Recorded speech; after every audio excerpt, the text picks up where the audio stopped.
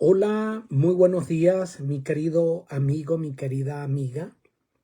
Dios te bendiga, feliz semana. Yo una vez más, como cada lunes de mañana, acá conectado contigo para compartir una porción de la palabra del Señor que he recibido primeramente para edificación mía y luego poder convertirme en un canal de bendición para ti y tú a la vez te puedes convertir en un canal de bendición para otras personas. Avanzamos en esta lección maravillosa sobre el libro de Josué con la lección número 6 que se titula El enemigo interno. Vaya que esta lección nos confronta a todos. Qué importante lección, qué maravillosa lección. Yo le pido a Dios que Él me permita transmitirla con claridad, con empatía, con un corazón que primero ha sido tocado con la palabra. Llegamos a un punto en el cual el libro de Josué, después de habernos mostrado cómo Dios pelea por su pueblo, abre caminos donde no había, es el Dios de lo imposible, entrega victorias a su pueblo, llegamos a un punto lamentable. Y es a un punto en el que el pueblo de Israel sufre su primera derrota, ¿sí? No por fuerza del enemigo, sino por su propia desobediencia. El texto base está en Jeremías 17:10 y dice: yo el Señor examino el corazón y pruebo la mente, para dar a cada uno según su camino, según el fruto de sus obras. Qué importante es este versículo. Es el Señor el que mira más allá de lo que tú y yo podemos mirar. De hecho, el Señor conoce más sobre tu vida que tú mismo. Él es el que logra realmente discernir las intenciones de tu corazón, tus motivaciones, que a veces uno no las tiene claras.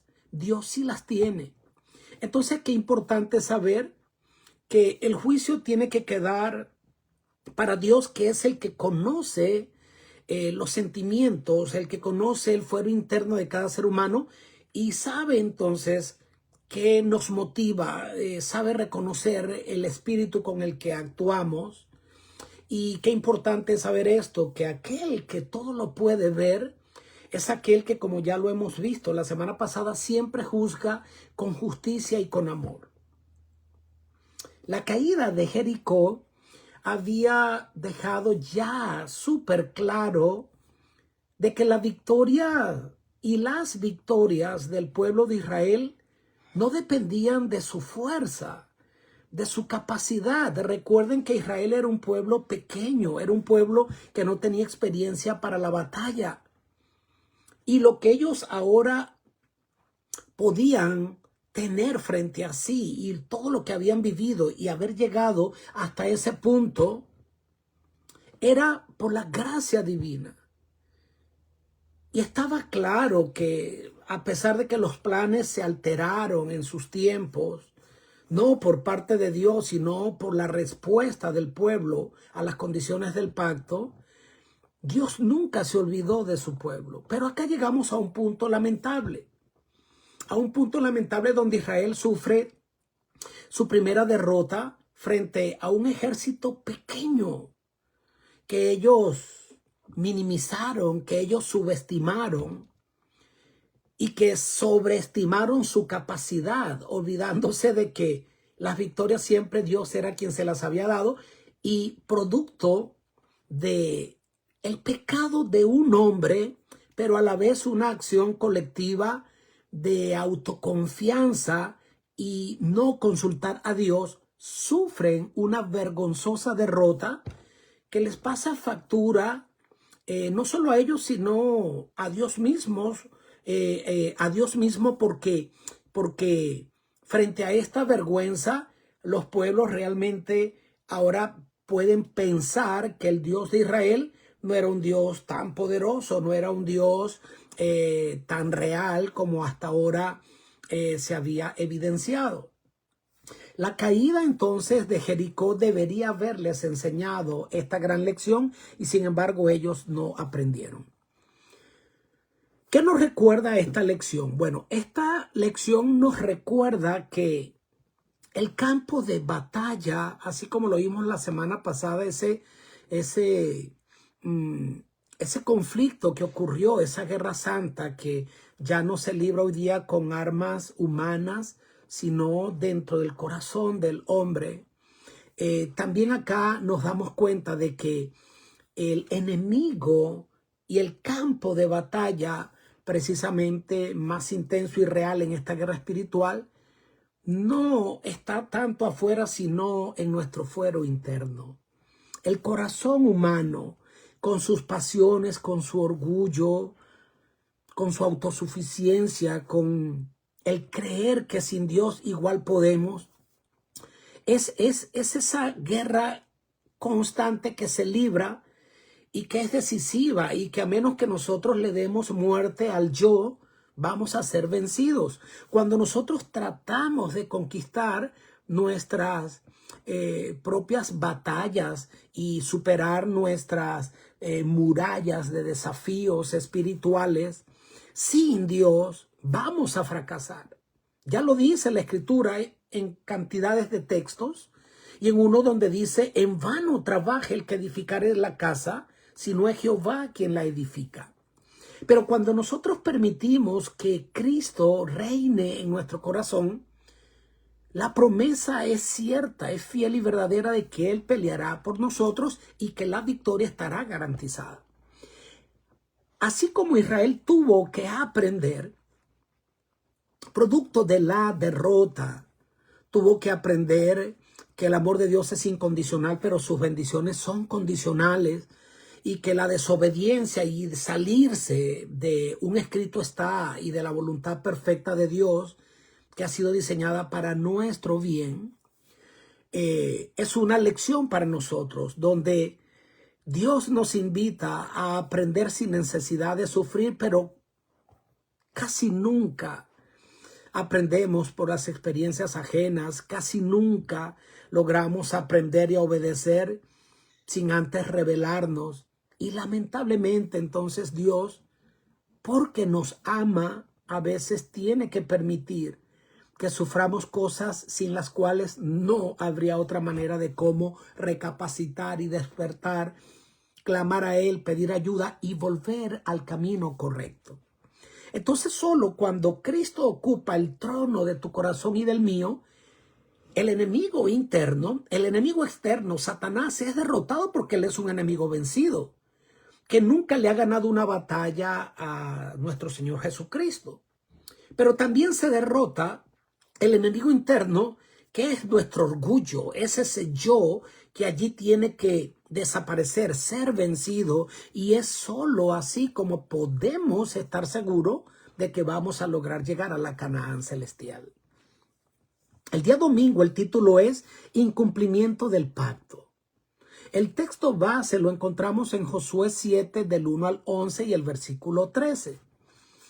Ahora, acá el relato nos muestra que el pueblo, como les digo, vienen de tener una victoria frente a Jericó, un ejército inmenso, poderoso, pero no por su fuerza, sino porque Dios les dio la victoria. Ahora les toca enfrentar al ejército de Ai, y ellos lo minimizan, como dije lo subestiman, como lo dije hace un momento. Y allí tuvieron que aprender una lección tremenda.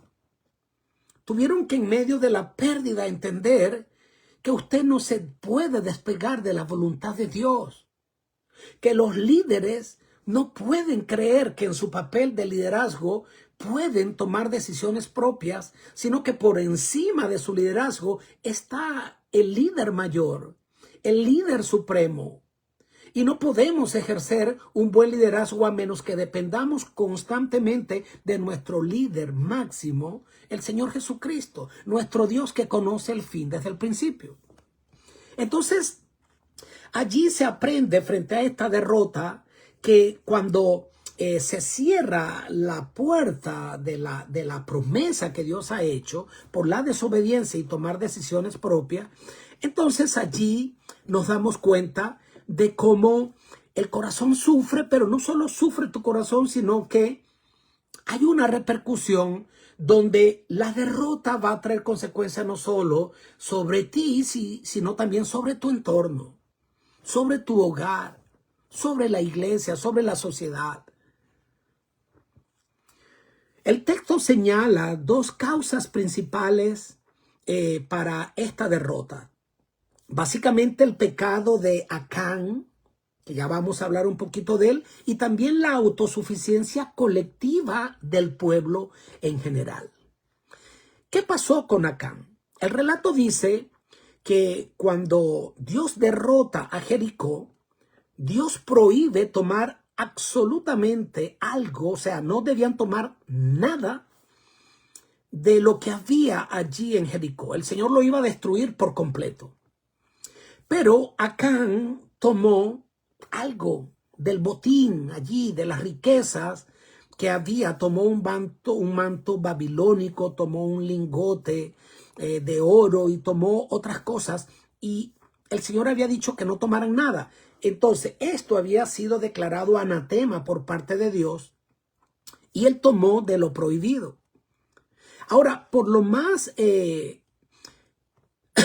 que solemne del relato en el que Dios dice Acán ha pecado, vemos cómo, ¿no? Frente a esa realidad de que Acán había pecado, vemos cómo realmente la palabra que se usa no es para dirigirse específicamente a Acán, sino que hay un pronunciamiento general donde es Israel completo, Israel quien pecó.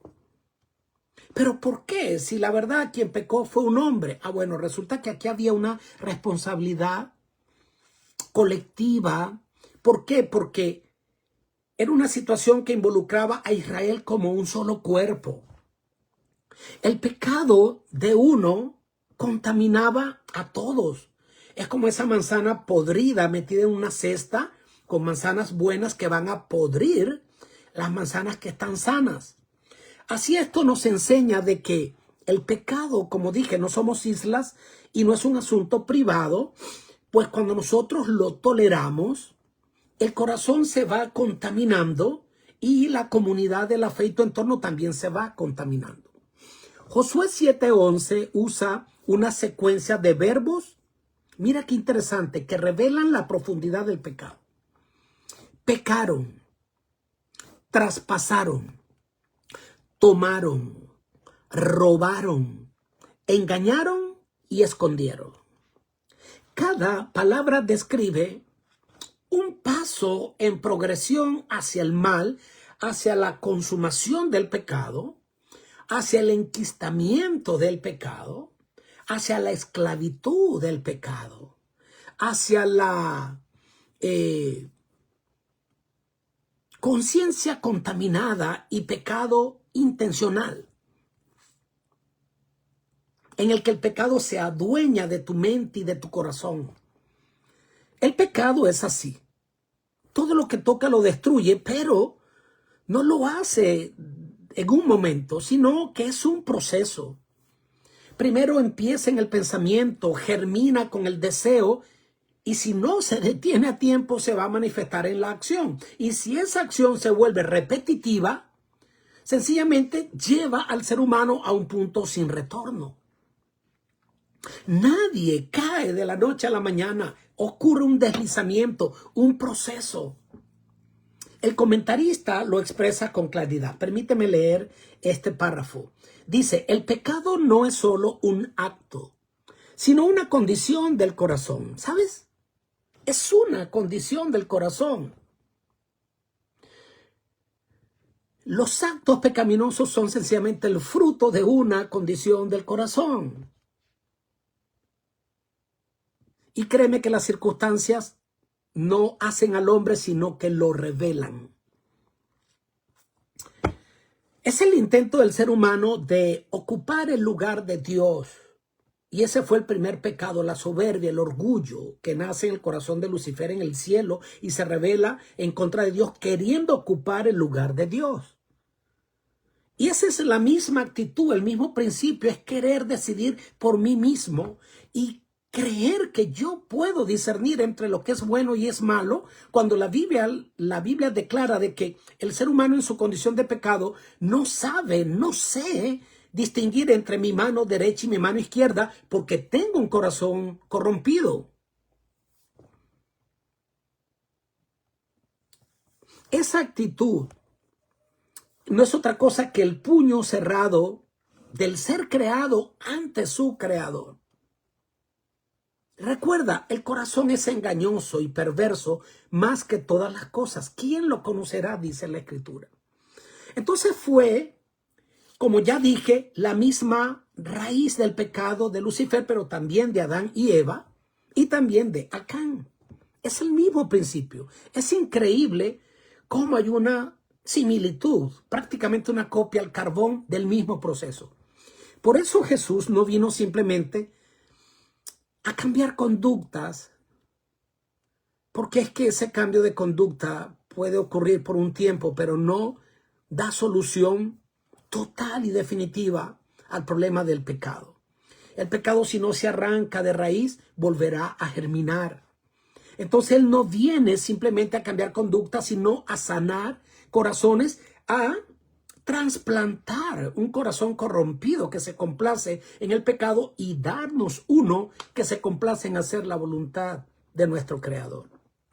El problema del pecado no se resuelve con apariencias de piedad o de obediencia, sino con una entrega total, diaria, continua a Dios, que es el que va a limpiar de raíz y arrancar de raíz mi pecado sin que quede raíz ni rama. Este episodio nos confronta con una verdad solemne. ¿Cuál? El pecado de Acán. Como ya dije hace un principio, que tus actos van a generar una onda expansiva positiva o negativa, una repercusión frente a terceros.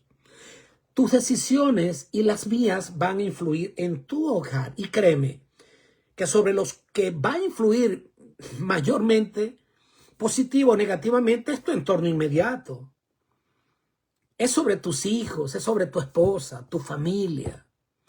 Posterior, pues tu trabajo, tu iglesia, la sociedad. Pero básicamente suele repercutir y sobre todo lastimar cuando nos equivocamos lo que más amamos. Herimos a los que más amamos. El pecado oculto, el orgullo espiritual o la autosuficiencia pueden debilitar el cuerpo entero de Cristo. Pero también hay esperanza, pues así como por el pecado de uno pasó este y sus consecuencias a todos, la Biblia declara que por la obediencia y la victoria de uno, en Cristo Jesús, todos podemos ser reivindicados. Cada día nosotros debemos entonces pedirle a Dios que revele cuál es mi qué tengo yo en mi corazón. Es decir, cualquier área que no lo he sometido a la voluntad de Dios y que no la he entregado a la voluntad de Dios. Pues la victoria verdadera comienza en lo secreto del alma. Comienza de rodillas en tu cuarto de guerra cuando vacías tu corazón frente a Dios sin esconderle nada, porque es que no podemos esconder nada porque ya Él lo conoce todo. Y le pides, Señor, escudriñame y límpiame, porque yo por mí mismo no lo puedo hacer. Solo tú lo puedes hacer plenamente cuando yo te dejo reinar plenamente en mi corazón. La invitación para este día es: invita hoy a Dios a que examine Él tu corazón. No tengas problemas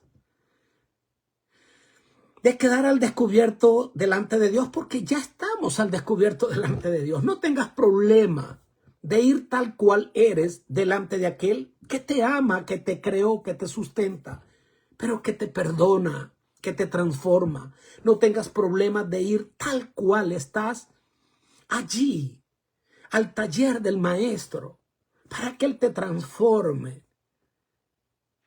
es un vaso de honra.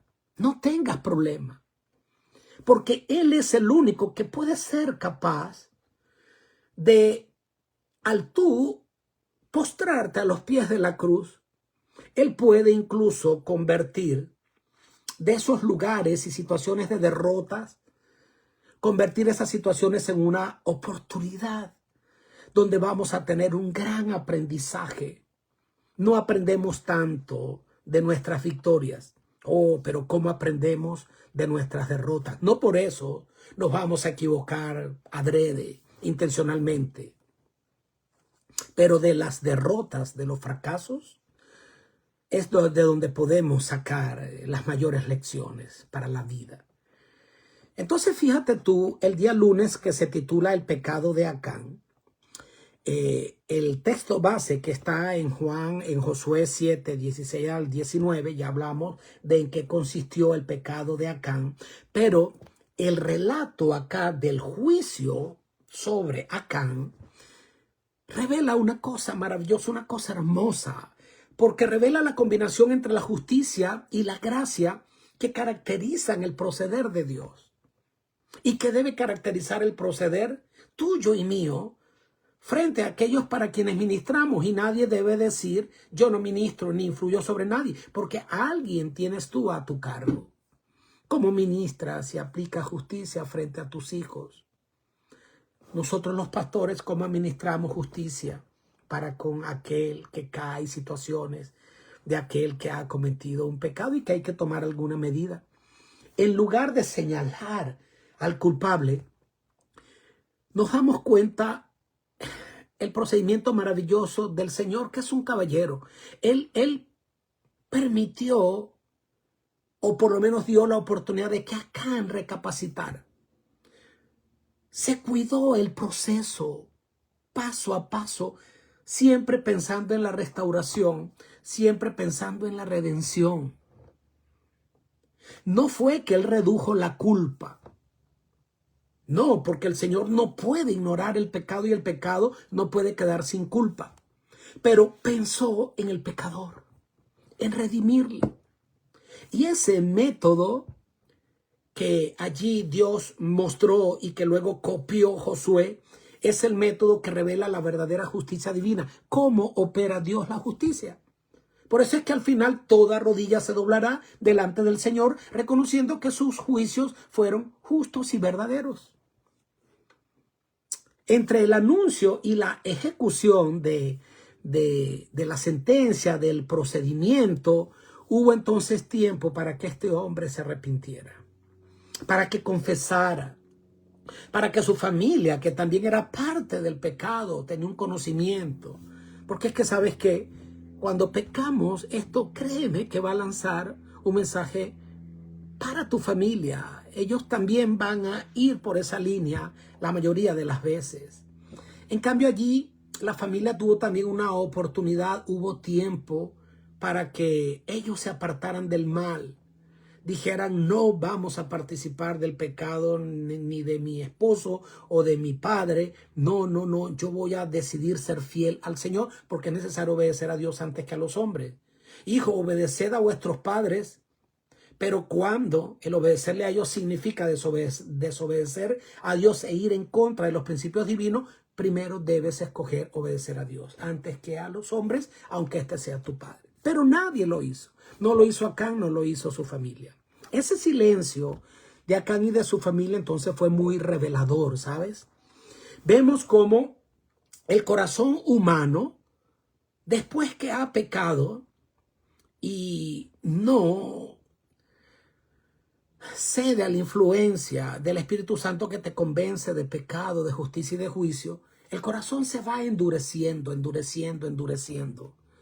Se va endureciendo de tal manera que después pasamos a la justificación y a querer esconder el pecado. Y un pecado, así como lo vemos en el caso de David con Betsabé, lleva a otro y a otro y a otro en querer solucionarlo a través de una solución distinta al arrepentimiento, y nos hundimos más y más y más, porque un pecado lleva a otro y se convierte en una bola de nieve indetenible, destructiva. Entonces ya lo dice el Salmo 139. Aún antes que haya palabra en mi lengua, he aquí Jehová, tú lo sabes todo, Señor. ¿Qué podemos esconder delante de nuestro Dios?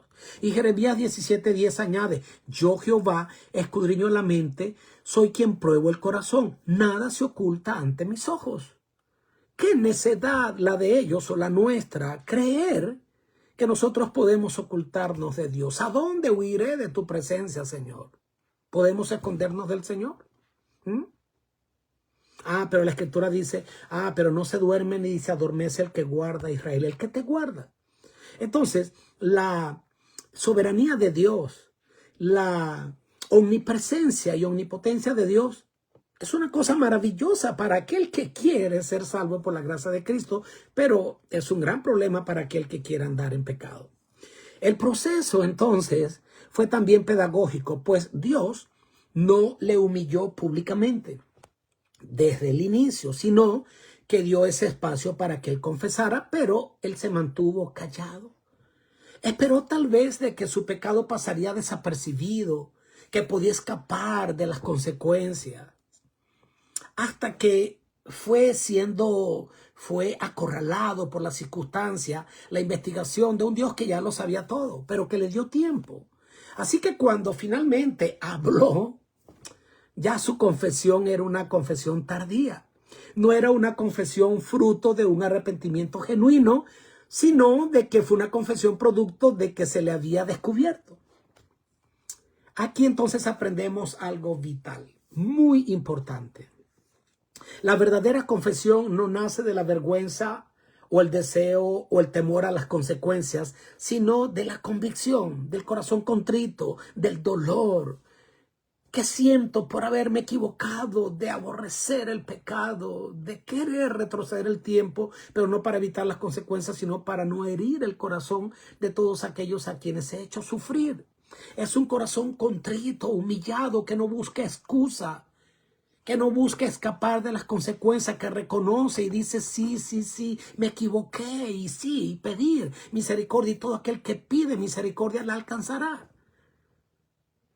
No se trata de admitir un error porque ya no hay otra salida. Un error y un pecado que si no hubiese sido descubierto hubiese continuado. Dios lo sabe, tú y yo no.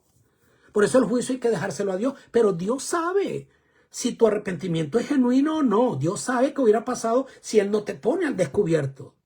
Él sabe y sabe que tú hubieses seguido tu carrera loca cada día, dañándote más y más y dañando más a los tuyos.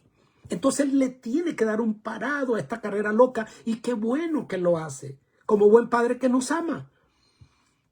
Entonces el verdadero arrepentimiento es ese que reconoce que hemos herido primeramente el corazón de Dios.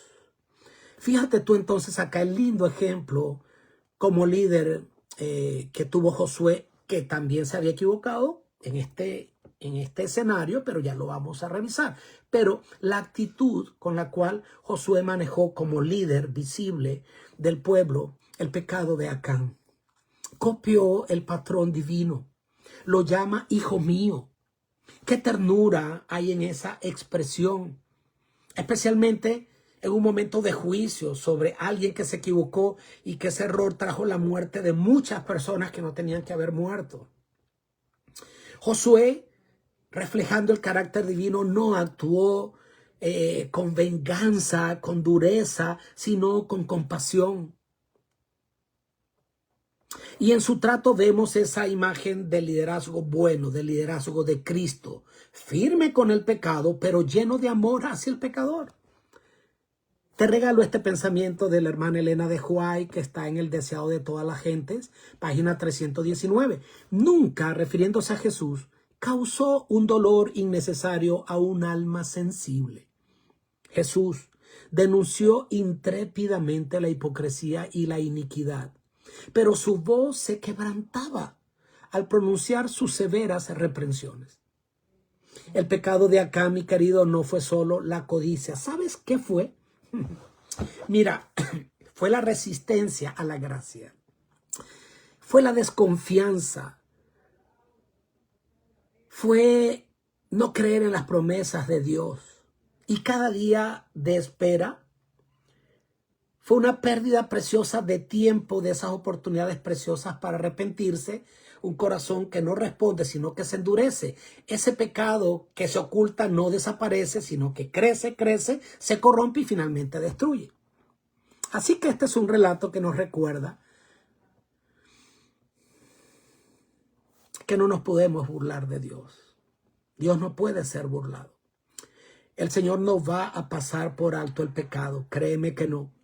Pero tampoco se va a apresurar a condenarte. Su paciencia busca tu corazón. Con cuerdas de amor te atraje, por tanto te he prolongado mi misericordia, dice la palabra del Señor. Sin embargo, ignorar sus llamados tiene un costo. Es un peligro. Cada vez que rechazamos su voz, el corazón se va como volviendo sensible. Insensible, perdón. Sí, insensible. Ya no sientes el peso del pecado. En una oportunidad, un pastor hablaba acerca de la carga del pecado, cómo el pecado después es como una carga que después te aplasta y que no puedes tú sobrellevar con tus propias fuerzas. Pero alguien que estaba sumergido en el pecado le dice, yo no siento ninguna carga de pecado frente a lo que hago. Y el pastor le dice, ¿puede un cuerpo muerto sentir el peso de cualquier carga? Claro que no. No sentirías el peso de ninguna carga si el cuerpo está muerto. Y ese es el estado en el que el ser humano llega cuando ya estamos muertos en nuestros delitos y con una mente cauterizada, ya sencillamente no nos perturba la voz del Espíritu Santo. No sentimos el peso del pecado. Ahora, en la parte del día Marte se titula Decisiones equivocadas. Y el texto base lo encontramos en Josué 7, 19 al 21. El relato de Acán es un espejo que refleja el camino silencioso pero devastador del pecado. Josué, en un gesto de compasión, fíjate lo que le dice: da gloria a Dios y confiesa lo que has hecho. Y esa frase no era una orden de humillarlo, sino un último llamado a la verdad, una oportunidad para honrar a Dios mediante una confesión y un arrepentimiento sincero. Sin embargo, Acán ya había cruzado esa línea, había llegado a ese punto sin retorno de endurecimiento de su corazón. Y su confesión, que cualquiera pudiera decir, oye, pero ¿y por qué finalmente muere él y su familia si este hombre aquí aparentemente se arrepintió? No fue un acto de arrepentimiento genuino, sino una aceptación, como ya dijimos, forzada por las circunstancias. ¿Qué dijo él? En sus palabras dijo, vi, codicié, ¿sí? Tomé, escondí. Y aquí se describe precisamente esa anatomía del pecado. Ese mismo patrón que ocurrió en el Edén, cuando Eva vio, codició y tomó. Y así, como ya dije, es el pecado que entra primero por los ojos. Por eso hay que cuidar las avenidas del alma, porque el pecado te seduce, convence el corazón y finalmente te esclaviza. Primero, entonces, el deseo parece inofensivo. Eres capaz de acercarte al pecado creyendo que no va a pasar nada. Y dice la Escritura, ¿quién puede caminar sobre brasas y no quemarse? Pero luego entonces que se arraiga, se convierte en una obsesión, más tarde se transforma en una acción y finalmente en una destrucción. Como dice Santiago 1:15, la concupiscencia después que ha concebido da a luz el pecado y el pecado siendo consumado da a luz la muerte. Así que el pecado de Acán fue la codicia y también en el fondo la raíz de su problema fue también la incredulidad. ¿Acaso Dios no les había prometido una gran herencia? ¿Por qué si Dios te prometió una herencia inmensa, por qué entonces tú vienes y te vas a conformar con tan poquito cuando Dios tiene un tesoro mayor para ti? Él no creyó en la promesa de Dios. Y él entonces se quiso enriquecer por su propia cuenta, dudando precisamente de la bondad de Dios. Aquí entonces se nos presenta un contraste tan grande entre él y Rahab.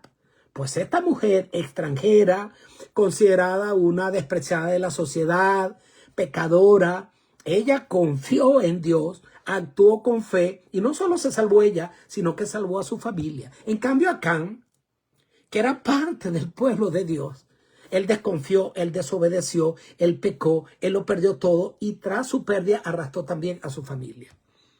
¿Ambos tuvieron la misma oportunidad, sí o no? Claro que sí. Incluso más luz y más razones para obedecer tenía Acán y no lo hizo. En cambio, Rahab sí. Rahab respondió con fe, pero Acán con incredulidad. Así que Dios no hace acepción de personas, pero las decisiones que nosotros tomamos frente a su gracia son las que van a determinar nuestro destino. Así que no permitas que el corazón tuyo se contamine con el pecado. No dejes al pecado entrar. Mantente alejado. Mantente alejado para que finalmente no te destruya. Hoy el Señor entonces nos dice, da gloria a Dios y confiesa tu pecado. Tal vez has cometido un pecado que necesita ser confesado. Confiésalo, porque tú vas a sentir como, si no estás muerto, como te quitas una carga de encima. Va a haber consecuencias, sí, no importa. O sí importa, pero es preferible. Pero es mejor que lo confieses y te vas a quitar un peso de encima, antes de que el pecado te arrincone y las consecuencias te alcancen. La buena noticia es que Dios sigue ofreciendo una oportunidad de sacarte allí del hoyo en el que has caído. También entonces es una invitación a que confíes en Él. Dios no condena, la voz de Dios no acusa. Antes de condenar, nunca el Señor condena a alguien sin antes mandar invitaciones de volverse así. Y hoy el llamado es a que decidamos confiar en Dios y le entreguemos todo nuestro corazón, pues Él es el que puede devolvernos la paz que el pecado nos ha robado. El día miércoles se llama Puerta de Esperanza. Y qué hermoso este día, porque ahí vemos con el texto clave de estudio en Josué 8, 1 al 29, que después de ese fracaso doloroso frente al ejército de Ai, todo parecía perdido. Claro, el pueblo estaba desmoralizado. El mismo Josué, el líder, estaba confundido, porque resulta que el nombre de Dios había sido deshonrado delante de todas las demás naciones. Sin embargo, Dios, el que juzga el pecado, es también el que restaura al caído, como lo hemos dicho. Y en este capítulo vemos que el Señor convierte la derrota en un escenario de victoria y el valle de angustia en una puerta de esperanza. El texto que el Señor habló dice, ¿no?, que el Señor habló de nuevo a Josué y le dijo, no temas ni desmayes. ¿Por qué él había desmayado? Porque él estaba turbado. Él decía, no entiendo. Él llegó a dudar, incluso de una u otra manera a renegar. Es una muestra de que los líderes podemos dudar, podemos pasar por momentos en los que no entendemos, pero Dios nos entiende. Y Dios le recordó las palabras que una vez le dijo, no temas ni desmayes. Pero esta vez estas palabras no fueron dichas cuando él iba a emprender la misión, sino que ahora tenían un peso y una connotación distinta, porque estas palabras él ahora las necesitaba para dejar de sentir culpa, para poder superar las consecuencias del pecado del pueblo, su propio error de no haber consultado a Dios. Y Dios le vuelve a decir, no temas, no desmayes. Qué maravilloso es que en medio del fracaso, Dios no silencia su voz, sino que Él nos sigue llamando. Él siempre nos llama. El que silencia la voz de Dios es el pecador cuando sigue y sigue y sigue en el pecado y ya no escucha la voz de Dios. Por lo tanto, no hay arrepentimiento. El pecado que no se perdona no es un pecado X, un pecado tan feo que Dios no lo puede perdonar. Todo pecado al hombre le será perdonado, pero no se le perdonará la blasfemia contra el Espíritu Santo. ¿Qué es la blasfemia contra el Espíritu Santo? Es cuando ya el hombre se ha cauterizado su mente y su corazón y ya sencillamente es insensible a la influencia del Espíritu Santo. Y es un pecado que no se perdona, pues porque no se confiesa de corazón. Y por eso ese pecado te lleva a la ruina. Ahora Dios le plantea, espera. Yo voy a darte finalmente la victoria, aún después de la derrota, y Dios presenta una estrategia aparentemente extraña. La orden era fingir una derrota y un temor y una huida como para atraer al enemigo, pero era parte del plan de un Dios que todo lo ve, un Dios que transforma lo que antes había sido debilidad en fortaleza. Aquella misma ciudad que había humillado a su pueblo, ahora se convirtió en el testimonio de fidelidad del Señor. Y fíjate tú cómo el valle de Acor significa angustia. Y este valle se transformó en puerta de esperanza, tal como profetizó Oseas en el capítulo 2, versículo 15. Daré a ella sus viñas desde allí y el valle de Acor por puerta de esperanza. Así que la enseñanza es clara. Dios no solo perdona, sino que Dios restaura, Dios redime. Dios no borra el pasado, pero lo transforma. Dios no oculta las cicatrices, el historial de la vida allí de sus hijos, pero para que queden, no para vergüenza, sino para que quede como una referencia del poder de su amor, de su transformación, de su gracia. No oculta las cicatrices, pero sí deja señales de su poder restaurador. Entonces en Ai no hubo muros que cayeran, ni trompetas que sonaran. Fue una victoria sin espectáculo, pero lleno de obediencia esta vez. Y esa obediencia silenciosa fue ahora más poderosa que cualquier milagro visible. Dice allí que Josué levantó su mano con la hoz, símbolo de soberanía, y la mantuvo extendida hasta que la batalla terminó, tal cual Moisés lo hizo en Refidim. Era entonces una señal de dependencia absoluta. ¿Ok? Entendiendo que la victoria no venía de la estrategia ni del número de soldados, venía de un Dios que peleaba por ellos.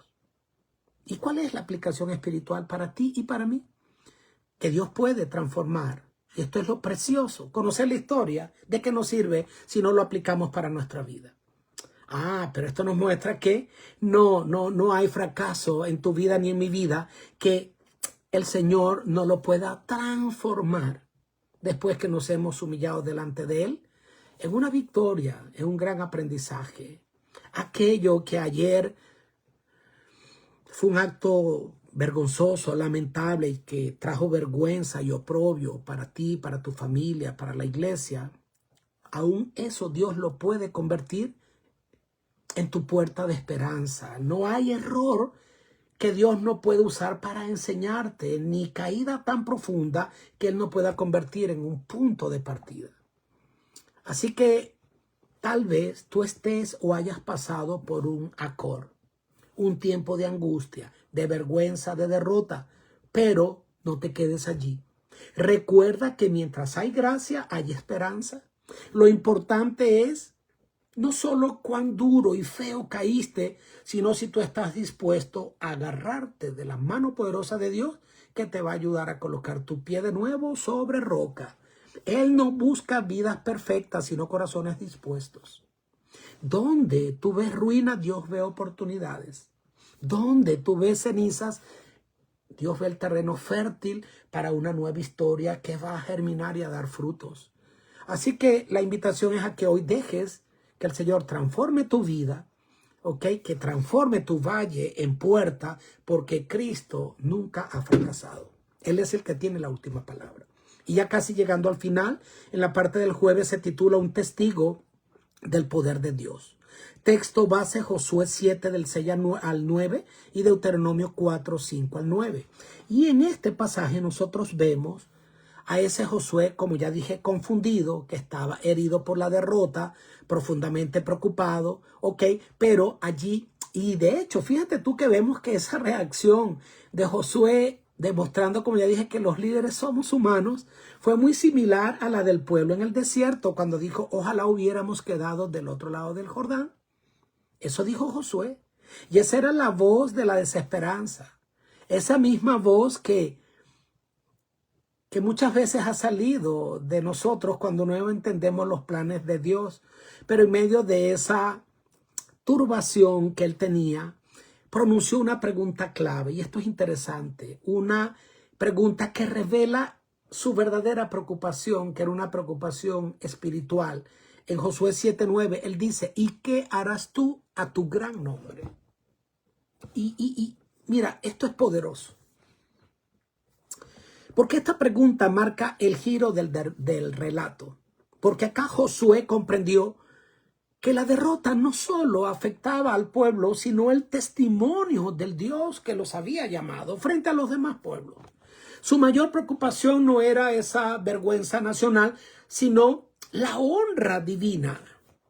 Él entendió que el propósito de Israel no era conquistar por sí mismo, sino revelar el carácter del Dios verdadero delante de las naciones que tenían dioses falsos.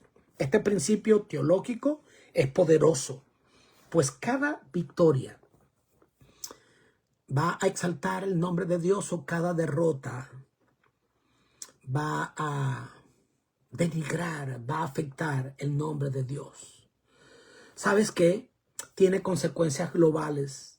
Cuando el pueblo obedecía, el nombre de Dios era exaltado. Pero cuando caían, los paganos pensaban que el Dios de Israel era un Dios débil, y esa incredulidad en ellos se fortalecía más y más. En otras palabras, el testimonio del pueblo podía glorificar o deshonrar el nombre del Señor. Y aquí yo me quiero detener antes de finalizar. El llamado que esto representa. Tú y yo y le estoy hablando a aquellas personas que hemos aceptado la verdad del Evangelio y que tal vez hoy estamos ocupando un puesto de liderazgo, que va más allá de aquellos que somos pastores. Como ya dije, tú tienes una iglesia que pastoreas, que es tu hogar, tus hijos, tu familia, tu esposa, tu esposo. Tienes un ministerio. Tus actos tienen una repercusión. Entonces aquí hay algo importante. Tú y yo hemos sido escogidos para hacer luz en medio de los demás. Así alumbre vuestra luz delante de los hombres, para que los hombres vean vuestras buenas obras y glorifiquen a vuestro Padre que está en los cielos. Somos llamados a ser la sal de la tierra y la luz del mundo, como lo dice Mateo 5, del 13 al 14. Así que nuestro comportamiento, nuestras decisiones, nuestra fidelidad o infidelidad comunican al mundo algo sobre ese Dios en el que creemos. Entonces cada palabra va entonces a alejar o a acercar a otros del Salvador. Deuteronomio 4, 5 al 9 lo expresa claramente. Si Israel obedecía, las naciones dirían: ciertamente pueblo sabio y entendido es esta gran nación. La obediencia entonces no era solo cuestión de regla, sino como una herramienta ¿de qué? De testimonio, una herramienta misionera, un testimonio viviente del poder transformador de Dios. Entonces, ¿cuál es el llamado? Esto es profundo. Esto a mí me confronta, porque este pasaje y esta lección me invita a mirar hacia adentro y a preguntarme: ¿yo estoy honrando el nombre de Dios con mis decisiones?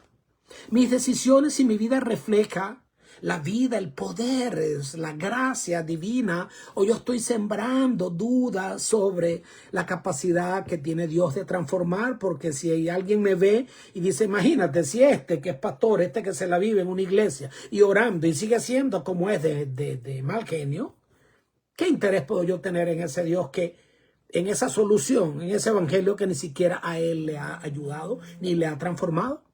Entonces Dios nos ha llamado como cristianos a que nosotros seamos un testimonio de poder de ese Dios que restaura. Así que el mensaje final es que aun cuando nosotros fallamos, Dios sigue dispuesto a restaurarnos y permitir que ese testimonio pueda servir de una predicación genuina delante de los demás. Fíjate tú que nada, y lo expresa así la hermana Elena de White, nada ayuda más a la causa del enemigo, del maligno, que la vida de un cristiano que dista mucho de lo que debe ser. Nada juega tanto a favor que un testimonio equivocado de alguien que profesa la verdad del evangelio. Así, mis queridos, que hemos llegado al final de esta lección. Yo solamente te quiero decir que la puerta de la gracia está abierta. Dios sigue peleando por ti, sigue peleando por mí. Él sabe lo oculto que hay en tu corazón, las intenciones de tu corazón. Esto no te debe preocupar ni martirizar. Qué bueno que Él todo lo ve. Pero estamos en manos de alguien que te ama, que me ama. Y prefiero la justicia divina que la de los hombres. Eso es una verdad espiritual tremenda. El mayor enemigo en mi vida soy yo mismo, es mi yo. Por eso la restauración tiene que empezar de adentro hacia afuera. Mi codicia, mi pecado silencioso, ese deseo ilegítimo que tengo frente a cosas, va consumiendo mi fe, va minando mi obediencia. El Señor dice, no codiciarás, Éxodo 20:17. Aprender a distinguir entre un deseo genuino de Dios, desea que seamos prosperar en todas las cosas, pero así como prospera tu alma, del deseo de la avaricia. No importa a quién oprimimos y a quién nos llevamos por delante y qué consecuencias generamos. Dios te bendiga, Dios te guarde. Quiero pedir por ti para que el Señor te libere de la culpa, para que el Señor te dé fuerzas para confesar el pecado, para que te humilles delante del Señor y te arrepientas, porque aún la puerta de la gracia está abierta y Dios es maravilloso. Él todavía te espera y me espera con los brazos abiertos para redimirnos, para transformar nuestro valle de vergüenza en un valle de esperanza y de victoria. Padre querido, gracias por tu palabra. Permite, Señor, que la podamos atesorar en nuestros corazones, que llegue como bálsamo de Galaad sobre cualquier corazón que siente que no hay vuelta atrás. Pero claro que hay vuelta atrás, porque aún la puerta de la gracia está abierta. Permite, Señor, que entremos por ella y nos encontremos cara a cara contigo, tú con los brazos abiertos para llevarnos entre tus brazos hacia la Canaán celestial. Danos una semana de bendición, lo pedimos en el nombre de Jesús. Amén. Dios te bendiga, mi querido. Dios te guarde, que Dios te regale una semana de victoria, ¿sí? Comparte este mensaje de esperanza con otros que también lo necesitan. Me ha dado gusto poder compartir contigo esta porción de la palabra del Señor. Nos vemos. Cuídate. Un abrazo.